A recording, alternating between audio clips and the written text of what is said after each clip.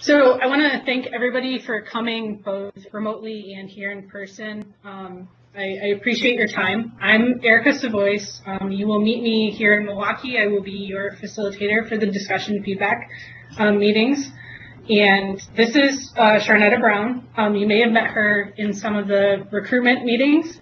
And then with us remotely, we have Drs. Weaver, Hisong, and Hughes, and they will be presenting and explaining what the actual coordination feedback reports and everything that you need to do with the PAC huddles is. So I will turn it over to Dr. Weaver. Thanks so much, Erica, and thank you so much to everyone who's joining us today for the PAC Coordination Console and Feedback Discussion Training.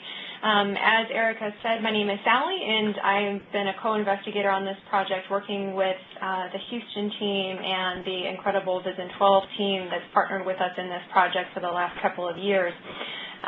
Today I'll also be your host for this online portion of today's training program.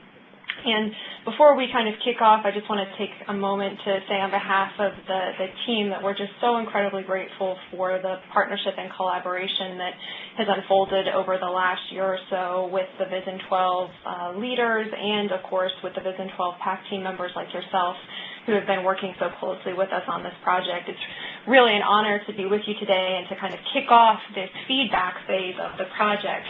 As you'll hear a little bit more today, there's been a lot of work that's gone into developing the reports and the strategy that you'll be learning more about today, so we're really excited to be at this phase with you. We could go ahead and move on to the next slide. Just a quick bit of housekeeping about today. We certainly want to hear your questions and comments.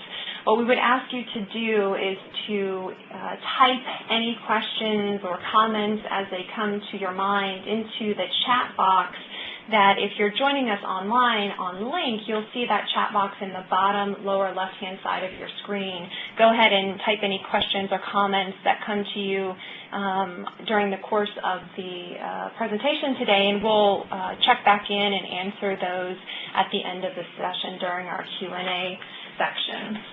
We'll also be sure to provide you with some contact information so that if you have any questions after today, you'll certainly have a way to get in touch directly with Erica and with other members of our team to make sure that you can access all of the resources and get any answers that you might need after today's webinar and training program as well. So with that, let's go ahead and talk in a little bit more detail about what we'll be covering today. Specifically, our goals for today are just to provide you with kind of the big picture, very brief overview of this Create to Coordinate project. We'll also briefly describe the concept of team coordination and walk you through how you actually will be able to access your monthly PAC coordination feedback reports. And then lastly, we'll talk a little bit about a strategy that you can use and that you'll work through with a training facilitator, either Erica or Dr. Hughes, who we'll be talking to in just a minute, to really apply a very simple, basically what we call a debriefing model during your monthly coordination discussions that will really help make sense of the data that you're getting back in your PAC coordination reports.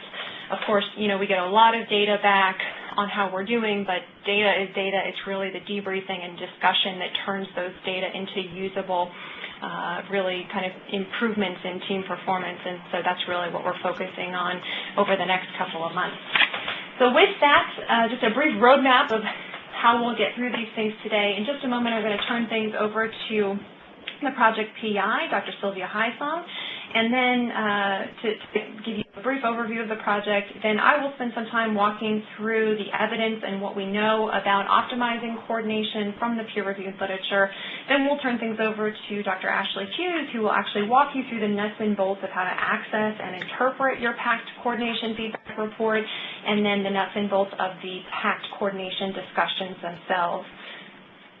So with that, it's my pleasure to turn things over now to Dr. Sylvia Hisong, who is the principal investigator on this project. Sylvia is an investigator with the VA Center for Innovations in Quality, Effectiveness, and Safety at the Houston VA, actually. And she's also an associate professor in the Department of Medicine, Health Services Research Section at the Baylor College of Medicine. Sylvia? Thank you, Sally. It's really a pleasure to be here.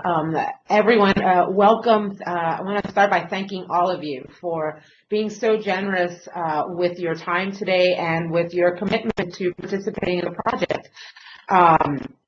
As you may already know from being enrolling in the study, the purpose of the project is to help you improve coordination amongst yourselves as a PACT, so that you can provide better, more coordinated care.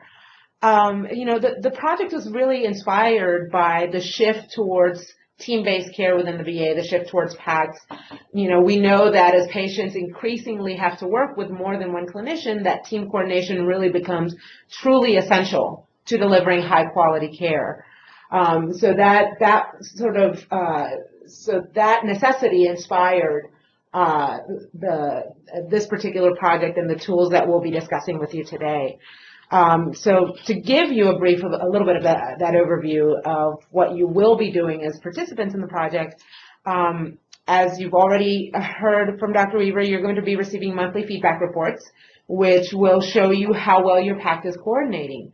The measures that you will see in the feedback reports, every single one of those measures was actually identified and developed from the ground up by your colleagues from PACTs in the Union Grove CBOC. So they were truly identified, and worked on with, from the point of view of the clinicians. So this wasn't just a bunch of researchers just, making stuff up. That we really wanted to get the point of view and the needs of the PACTs, front and center.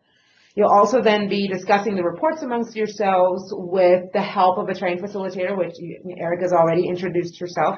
And it's really so you can really think strategically about what changes need to be made moving forward to improve coordination in your PACT.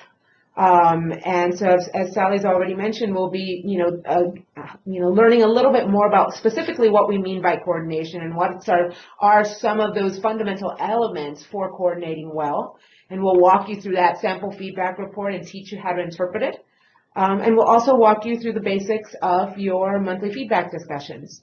And so, we really hope that, participating and engaging in this project, you'll be able to really reap the benefits of improved coordination. So once again, welcome. We're really excited and glad to have you here. And at this point, I'll turn it back over to Sally for the coordination primer.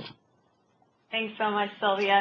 So very briefly, of course, care coordination is a topic that we talk about all of the time, it seems, this day and age. But we just want to take a couple of moments today to dive a little bit deeper into the concept of team coordination, talk about what it is and what the large body of evidence that's looked at how teams coordinate can really tell us about how to do this more effectively and how do the most effective teams really coordinate their efforts. So even though we tend to talk about coordination as kind of this single concept, when we talk about actually coordinating, what we're really talking about is an aspect of teamwork that deals specifically with how we synchronize or align the sequencing and timing of the different work that different members of our team are doing. So even though we tend to talk about coordination as a single concept, you can really think of it as made up of three pieces. The first being this idea of the division of labor, right? We usually break up the task into smaller pieces. Each member of our PACT is responsible for a certain set of responsibilities, a certain set of tasks. We then spend time reintegrating or synchronizing all of these pieces, right, at during our PACT team huddles and during other times when we're coming together to kind of make everyone else aware of what we personally have been working on, with the status maybe of our particular patients. And then the last piece is really a translation piece. And this piece is so critical for teams, particularly that are multidisciplinary, just like our PACTs are. So this idea of translating what our pieces of work really mean and are in the context of our larger team. When you look at the literature and the evidence around teams, we tend to see that teams tend to be really great at the first piece, this division of labor piece, but teamwork really tends to break down because we don't always pay as much attention as we should to these last two kind of reintegration and translation pieces. And oftentimes when we see coordination break down, it's because we're really good at dividing up our work, but not so great at closing the loop and reconnecting the dots once each piece of work has been done. So given this, now that we can think of coordination as kind of made up of these three pieces, how do the most effective teams actually coordinate? We can go ahead and move on to the next slide. And in this project, we're actually basing both the feedback report that you're receiving as well as the feedback discussion, kind of semi-structured debriefing structure that Ashley's going to talk about in just a minute. Those are both based on a very well-established model of coordination that's been developed over based on the back of over 40 years of research looking at how effective teams coordinate in a broad range of industries. This model is known as the Oak-Huizen and Becky model of coordination, and the model is great because it really highlights two key things. One, that coordination is an ongoing accomplishment. You know, we tend to talk about care as either being well coordinated or not well coordinated. Kind of like coordination is a one point in time kind of thing. But in reality, you know, in your day-to-day work, clearly it is an ongoing process. Over time, we're coordinating. It's really a verb, right?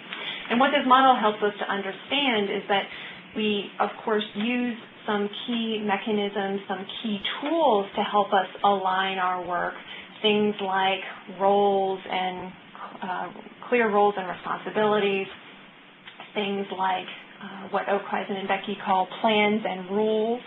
In the context of the PACT world, plans and rules are things like care protocols or checklists. We use those to help us coordinate our work. Things like what they call objects and representations. Those are the kinds of mechanisms that help us to understand where our patient or where our team members might be in their process. So you can think of the EHR as an object or representation coordinating mechanism. It kind of helps us to see where our patient might be in their care trajectory, helps us to understand what work has happened before the patient is with us and what work will be happening after we leave our face-to-face encounter with our patient. What the model really points to, though, is that these mechanisms are important because what they help to establish among team members are three integrating conditions. This idea of accountability, predictability, and common understanding. And these three conditions really are, for lack of a better word, kind of the secret sauce that underlie great coordination and teams that can adapt really well or change things up on the fly when they need to in order to meet their patients' needs. The research really shows that when any of these three things, this accountability, predictability, common understanding, when any of those three things are missing, that's when teamwork breaks down. That's when you start to kind of have those headaches or hassles in your day.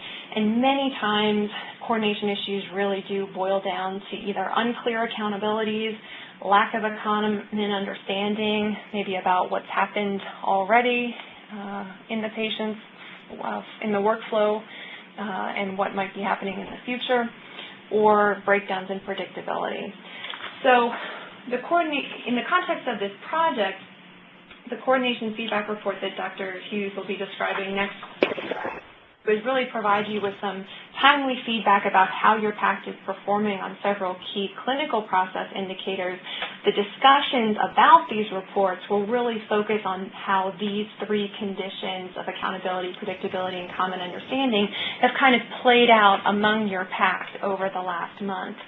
Now, the reason for that is because when you look at the science about different interventions designed to really strengthen team performance, what stands out in that existing evidence are studies that show that those teams who invest time in talking about how they're coordinating their work better by reflecting on how they've been working as a team, not just kind of the clinical outcomes that we've been achieving, but how we've actually been communicating, how we've actually been getting on the same page and developing a common understanding where we might have been missing a common understanding.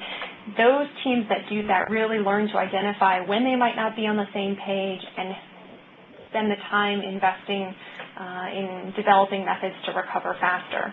So all that to say, Stay tuned for the detailed information about the coordination feedback discussions that Ashley will walk you through at the end of today's session. They are a critical piece of this project, and they really are a proven pathway to strengthen your team's ability to self-correct and optimize how you coordinate and really make your day move in a more smooth fashion. So with that, I'd like to go ahead and turn things over now to Hughes. She is a project coordinator and a health science specialist at the VA Center for Innovations in Quality, Effectiveness, and Safety, also at the VA Medical Center in Houston, Texas. Ashley? Thanks so much, Sally, and thank you all for joining us. I know that's been said quite a few times, but now we're kind of moving on to more of the meat of the project of exactly, we've discussed how teams can better coordinate, but how exactly are we going about this in this project, and what is your role? So first I'd like to take some time, Sylvia touched on this earlier, to discuss how are we measuring coordination. So in implementing an effective and useful tool known as the Productivity Measurement Enhancement System that has been shown to substantially increase performance in subsequent sections, we worked with the PACs over in Union Grove to essentially identify 7 measures or indicators of PACT care coordination specifically. And in developing these measures, we aligned them with 2 primary objectives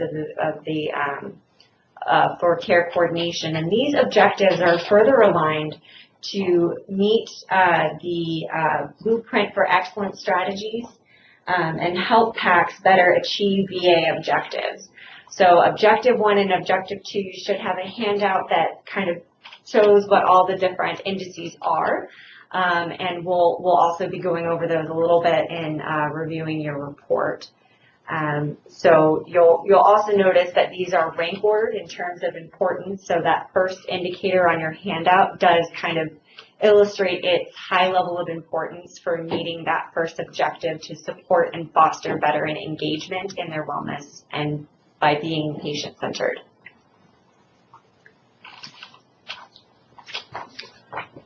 So how should you expect to receive your feedback report, and what does this report look like? Once a month, you'll be getting an email with a direct link to your PACS feedback report that will be sent by Erica Savoyce over in Milwaukee. And to get a better sense of what content will be covered within your feedback report, let's just actually take a second to do a live walkthrough of one of our examples.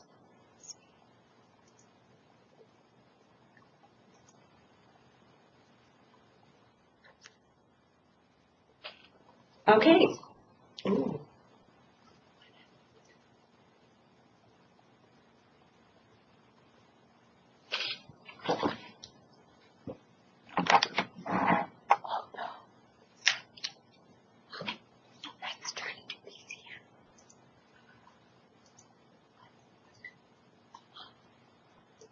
Can you still hear us? Are you guys on the call? Yeah, we can still hear you. We had a little bit of a glitch on our end. We are in the process of taking care of that. We apologize for delay. There we go. Okay. All right. We're back up and running. All right. Sorry for the delay. So I'm sure you've had some time to see this, even though it went blank on our screen. We thought we got disconnected there for a second. So this is your home page that essentially tells you along what dimensions your PACT is coordinating most effectively. So this is shown in a number of ways. The first that I want to cover with you is your overall coordination effectiveness score. This score ranges from 0 to 100%, just saying, how effectively is the PACT coordinating in total. So that's calculated using all 7 indicators and accounting for their different weights. So when I say that one should be prioritized over another, or one contributes more weight to a certain objective, that's just a way for your PACs to better prioritize kind of what to focus on in your monthly feedback discussions. So to better read the gauges on how well you're doing, These are the ones where PACT, this example PACT happens to be coordinating the most effectively. The black arrow indicates current performance, whereas the gray marker indicates the previous month's coordination effectiveness along this indicator. So the green portion, or more to the right of the gauge that your PACT is performing, means the better that they are doing, whereas when you get more into the red area or over to the left of the gauge is where the PACT may not be performing quite so well. So there's also the Show Me More is actually a navigation pane. There are several components within your feedback report. This is just kind of your home page. So you have an overview for the period that will kind of walk you through how your PACT is doing now along all the indicators, how they were doing previously. You can examine more detail on a specific indicator, as well as look at history of your past performance. But next, I'd like to go ahead and take a look at our priorities for next period. So this is essentially to help your PACT set goals so that next month's coordination effectiveness score can go up substantially. So these goals are calculated using the ProMES process and are shown using the black arrow within this gauge, and your current performance is the gray marker. So this PACT's particular coordination objective for next month is to reach 44% effectiveness. And according to the ProMES process and how this is broken down, these are the areas or the indicators where they should spend the most time discussing and focusing on to improve that coordination effectiveness score.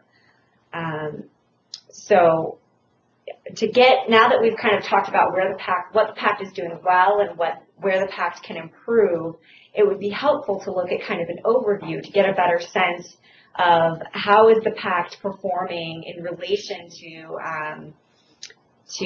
previous month's performance. So again, you'll see that this demonstrates the objectives, the two primary objectives for care coordination, and those indicators, just kind of to remind you, how they're rank ordered in terms of importance. So you'll see here that there's a change in indicator score as well as effectiveness that's displayed on the screen. So let's take new patient orientation utilization as an example, since that has decreased substantially. And let's take a look to see what's going on in this indicator in more detail. And so in order to do that, I'm going to go ahead and click on the indicator detail. This is going to take me to a drop-down menu. And we said we want new patient orientation utilization. So if you were wondering how that indicator score is translated to an effectiveness score, you'll see that effectiveness score is plotted along the y-axis, whereas the x-axis contains your raw score on this item. So the current performance is marked with a red square box, and the previous performance is marked with a gray circle. And you can also see that this indicator in particular has varied substantially. So that history is displayed to the right. So that may be something that your PACT wants to also include in discussion to maybe set something as more of a norm for subsequent months. So now that we know how to access the details, let's take a look at the broad history. So if you want to see, okay, what other indicators does my PACT vary on, this will plot along each indicator over time. So you'll have access to your previous month's worth of data. So that concludes kind of our walkthrough of the feedback report itself. If you're interested in getting more resources on how to better coordinate, we do have some materials uploaded here to help guide your discussion with your trained facilitator. And on that note, I do want to make sure that we have time to go over your feedback discussions and just kind of what to expect in the upcoming few months of this project. So using the information displayed within your feedback report, you'll be meeting with a trained facilitator once a month as part of your clinic-wide meetings. And during this, we'll be using basically kind of this 4-step recipe to explore how these elements of coordination that Dr. Weaver described earlier can tie into how you can improve along some of these indicators. So the primary goal of these discussions is to ensure constructive and efficient debriefing, learning, and to make a few team decisions about where to focus improvement efforts. So in getting back to that 4-step recipe, you can think about it as step 1 of reviewing your team's PACT coordination feedback report. The second step is sharing positive and negative examples of care coordination from the last month. The third is just kind of identifying those priority areas on where the team wants to focus their efforts for the next month. And that fourth critical step is just collectively deciding on maybe 1 or 2 things that the team as a whole can start, stop, or continue doing in the next month to ensure optimal care coordination for our veterans. So this structured approach is designed to ensure that as a team, we just get more efficient at doing these dedicated feedback discussions and reflect meaningfully on what we're doing well and what we can do better. This is just a snapshot of the feedback discussion guide in case you're interested. It goes over those Okeizinen and Becky 3 primary conditions, which this will be used, to help guide and record some of the things, if you want reminders on what all you've discussed. So we keep saying trained facilitators, but we're actually all a part of this call. So Erica will be meeting with the PACs in Milwaukee, and we're also doing this project here in Vision 16 with our Richmond PAC teams. And so you can expect to hear from us a little bit more as we meet with the clinics for these huddles. So kind of the next steps for this project moving forward, starting, I believe, in October, we will be beginning to send you emails containing your feedback report information, and these will be coming from Erica. We also will have additional project tools and resources available to you via SharePoint, so that you don't feel lost or out of the loop at any point. And also, if you have additional questions, these slides will contain Dr. Sylvia Hysong's contact information as well as Erica's, and I'm willing to share my own as well. But at this point, this concludes kind of our content for our webinar, and I think this would be a good point to begin asking or taking your questions.